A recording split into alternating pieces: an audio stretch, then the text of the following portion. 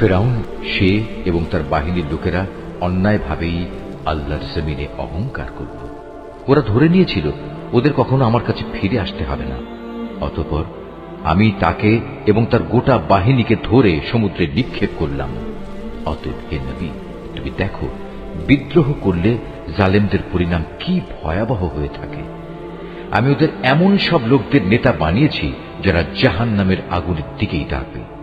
এ কারণেই কিয়ামতের দিন তাদের কোন রকম সাহায্য করা হবে না। দুনিয়ায় যেমন আমি তাদের পেছনে আমার লানত লাগিয়ে রেখেছি, তেমনি কিয়ামতের দিনও তারা নিতান্ত ঘৃণিত লোকদের মধ্যে সামিল হবে। অতীতের বহু মানব গোষ্ঠীকে আমার সাথে বিদ্রোহের আচরণের জন্য ধ্বংস করার পর আমি মুসাকে তাওরাত কেতাব দান করেছি। এ কেতাব ছিল মানুষদের জন্য জ্ঞান ও তত্ত্বকথার সমাহার। সর্বোপরি এ কেতাব ছিল তাদের জন্য হেদায়েত ও রহমত, যাতে করে তারা এ থেকে শিক্ষা গ্রহণ করতে পারে। হে নবী, মুসাকে যখন আমি আমার বিধান দিয়েছিলাম, তখন তুমি তুর পাহাড়ের পশ্চিম পাশে সে বিশেষ স্থানটিতে উপস্থিত ছিলে না, না তুমি এ ঘটনার প্রত্যক্ষদর্শীদের দলে সামিল ছিলে। তারপর আমি আরো অনেক মানব গোষ্ঠীর আবির্ভাব ঘটিয়েছিলাম। অতঃপর তাদের উপর বহু যুগ অতিবাহিত হয়ে গেছে যারা সে ঘটনার প্রত্যক্ষদর্শী ছিল। মহাকালের বিবর্তন তাদের ধরে রাখেনি। আর তুমি মাদিয়ানবাসীদের মাঝেও উপস্থিত ছিলে না যে তুমি তাদের কাছে আমার আয়াতসমূহ পড়ে পড়ে শুনিয়েছ, কিন্তু সে সময়ের খবরাখবর তোমার কাছে পৌঁছানোর জন্য আমি সেখানে মজুদ ছিলাম।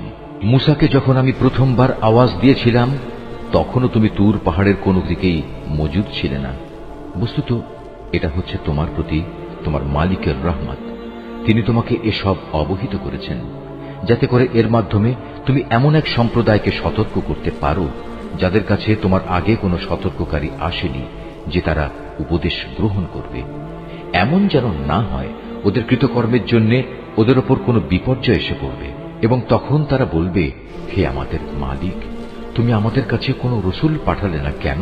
তাহলে আমরা তোমার আয়াতসমূহের অনুবর্তন করতাম এবং আমরা সবাই ঈমানদারও হয়ে যেতাম। অতঃপর যখন আমার কাছ থেকে তাদের কাছে সত্য দিন এলো, তখন তারা বলতে লাগলো, এ নবীকে সে ধরনের কিছু কেতাব দেয়া হলো না কেন যা মুসাকে দেওয়া হয়েছিল? কিন্তু তুমি বলো, মুসাকে যা দেওয়া হয়েছিল তাকে ইতিপূর্বে এরা অস্বীকার করেনি? তারা তো এও বলেছে এ উভয়টি হচ্ছে জাদু, এর একটি আরেকটি সমর্থক, এবং তারা বলেছে আমরা এর কোনোটাই মানি না। হে নবী, তুমি এদের বলো, যদি উভয়টাই মিথ্যা হয় এবং তোমরা তোমাদের এ দাবিতে সত্যবাদী হও, তাহলে আল্লাহ তাআলার কাছ থেকে অন্য